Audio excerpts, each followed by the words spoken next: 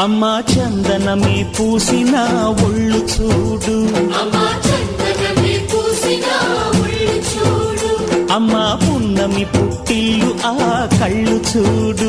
అమ్మా ముక్కోటి మెరుపులా మోము చూడు, అమ్మమ్మ ముగ్గురమ్మల మూల పుటమ్మ